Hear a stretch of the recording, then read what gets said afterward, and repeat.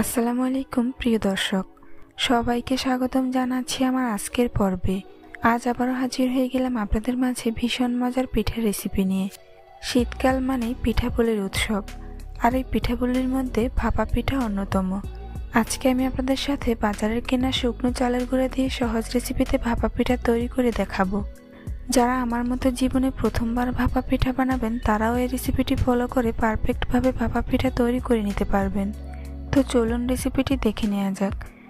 এই রেসিপিটি তৈরি করার জন্য প্রথমে আমি একটি মিক্সিং বোলে নিয়ে নিব 2 কাপ পরিমাণ শুকনো চাউলের গুঁড়া। এখানে আমি বাজারের কেনা শুকনো চালের গুঁড়াটাই ব্যবহার করছি। তারপর এর মধ্যে দিয়ে দিব স্বাদ অনুযায়ী লবণ। এখন লবণটাকে চাউলের গুঁড়ার সাথে ভালো করে মিশিয়ে নিব। এরপর এর মধ্যে কুসুম গরম পানি অল্প অল্প করে দিয়ে মিশিয়ে নিব। শুকনো চালের গুঁড়ার ক্ষেত্রে অবশ্যই কুসুম গরম পানি ব্যবহার করবেন, তবে যদি ভিজানো চালের গুঁড়ি হয় সেক্ষেত্রে ঠান্ডা পানিও ব্যবহার করতে পারেন। যেহেতু আমি শুকনো চালের গুঁড়া নিয়েছি তাই এখানে কুসুম গরম পানি দিয়ে মাখিয়ে নিচ্ছি। পানিটা একবারে দেওয়া যাবে না, অল্প অল্প করে দিয়ে মিশিয়ে নিব। এভাবে অল্প অল্প করে পানি দিয়ে চালের গুঁড়াটাকে মাখিয়ে নিতে হবে। মূলত এই মাখানোটার উপরেই পিঠা কেমন হবে তা নির্ভর করে, তাই এই কাজটা অবশ্যই একটু সময় নিয়ে ভালো করে করবেন। চাউলের গুঁড়া হাতে নিয়ে মুঠ করলে যখন গুড়গুড়িয়ে পড়ে যাবে না, অর্থাৎ একটু দলা পাকিয়ে থাকবে, তখন বুঝতে হবে মিশ্রণটা তৈরি হয়ে গিয়েছে।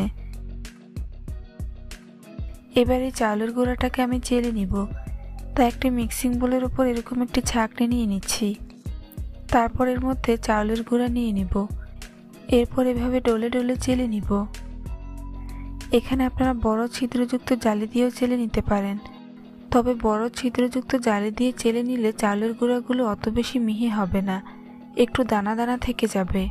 আবার এরকম মিহি চালনি দিয়ে চেলে নিলে অনেক বেশি সময় লাগবে। তাই আপনাদের যেভাবে সুবিধা মনে হয় সেভাবেই চেলে নেবেন।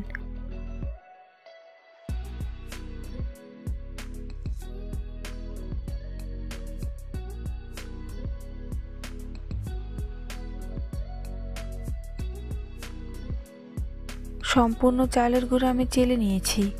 দেখুন চালের গুঁড়াগুলো কতটা মিহি হয়েছে।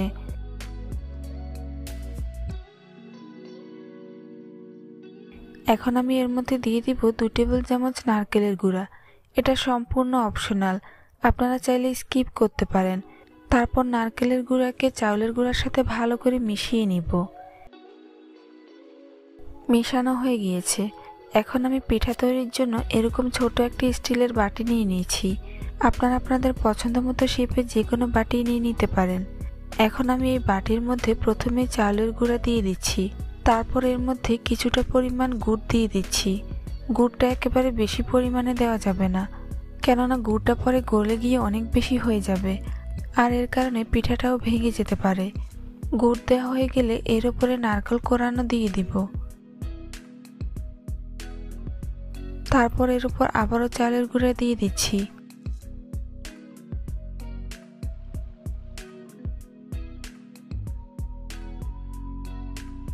আমি এখানে 2 লেয়ারে পিঠাটা তৈরি করে নিব, তাই এর উপর আবারও খেজুরের গুড় দিয়ে দিচ্ছি।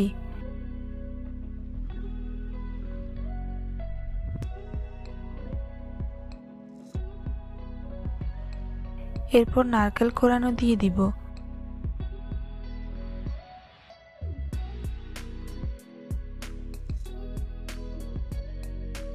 এখন আমি এর উপরে চালের গুঁড়া দিয়ে দিব। চালের গুঁড়া দেওয়ার পর এটাকে খুব বেশি চাপ দিয়ে সেট করবেন না, উপর থেকে জাস্ট হাত দিয়ে গুঁড়াগুলোকে সরিয়ে দিবেন। খুব বেশি চাপ দিয়ে সেট করলে পিঠাটা পরে ভেঙে যেতে পারে। এবার আমি বাটিটাকে পেঁচানোর জন্য এরকম একটি মশারির টুকরো নিয়ে নিয়েছি। চাইলে আপনারা এখানে সুতি কাপড়ও ব্যবহার করতে পারেন, তবে অবশ্যই পিঠা তৈরির পূর্বে কাপড়টিকে ভালো করে ধুয়ে নিতে হবে। ধুয়ে নিয়ে নিংড়ে পানি ঝরিয়ে নিতে হবে। এখন পিঠা ভাপে দেওয়ার জন্য আমি চুলায় একটি পাত্র বসিয়ে দিয়েছি। ভাতের পাতিলে পানি বসিয়ে এর উপরে এরকম একটি ছিদ্রযুক্ত পাত্র বসিয়ে দিয়েছি। আপনারা চাইলে এখানে যে কোনো ছিদ্রযুক্ত স্ট্যানার ব্যবহার করতে পারেন। এখন আমি পিঠার বাটিটাকে এর মাঝখানে দিয়ে দিব। তারপর বাটিটাকে সরিয়ে নিব। এই কাজটা অবশ্যই একটু সাবধানে করতে হবে, যাতে বাটি ওঠানোর সময় পিঠা ভেঙে না যায়। এখন কাপড়টাকে মুড়িয়ে দিব। তারপর পিঠাটাকে ঢাকনা দিয়ে ঢেকে প্রায় 1 মিনিটের মতো ভাপিয়ে নিব। 1 মিনিট পর ঢাকনা সরিয়ে নিচ্ছি। দেখুন পিঠাটা তৈরি হয়ে গিয়েছে। এখন আমি এটাকে উঠিয়ে নিব। আপনারা দেখে নিশ্চয়ই বুঝতে পারছেন পিঠাটা কতটা পারফেক্ট হয়েছে।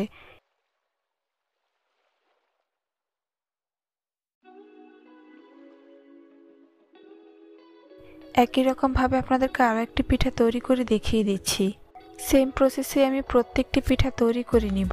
চাউলের গুঁড়া ঠিক করে তৈরি করে নিতে পারলে পিঠাগুলো তৈরি করা কোনো ব্যাপারই না। এই পিঠাগুলো ভাপে দেওয়ার পর 1 থেকে 1.5 মিনিটের বেশি সময় লাগবে না। প্রতি মিনিটেই আপনি একটি করে পিঠা তৈরি করে নিতে পারবেন। এভাবে প্রত্যেকটা পিঠা প্রায় 1 মিনিটের মতো ভাপ দিয়ে নিলেই হবে।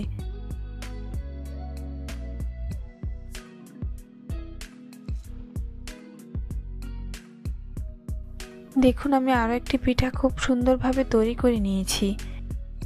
ভাপা পিঠার আসল টেস্ট পেতে হলে অবশ্যই পিঠাগুলোকে গরম গরম খেতে হবে। তবে যদি পিঠাগুলো ঠান্ডা হয়ে যায় সেক্ষেত্রে আবারও একই রকম প্রসেসে ভাপিয়ে নেবেন। তাহলে পিঠাগুলো পূর্বের ন্যায় নরম তুলতুলে হয়ে যাবে। শীতের দিনে এভাবেই ঘরে থাকা অল্প কিছু উপকরণ দিয়ে চাইলেই ঝটপট তৈরি করে নিতে পারবেন এই ভাপা পিঠার রেসিপিটি। তৈরি করা খুবই সহজ, আর খেতে কে না পছন্দ করে।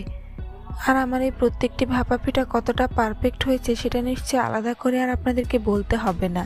আমি কিন্তু কখনোই ভাবিনি জীবনে প্রথমবার এভাবে পারফেক্টভাবে ভাপা পিঠা তৈরি করতে পারবো। সবাইকে চমকে দিয়ে ভাপা পিঠাটা আমি তৈরি করেই নিলাম। রেসিপিটি ভালো লাগলে কমেন্টস করে জানাতে ভুলবেন না। চ্যানেলটি সাবস্ক্রাইব করে পাশে থাকার অনুরোধ রইল। আল্লাহ হাফেজ।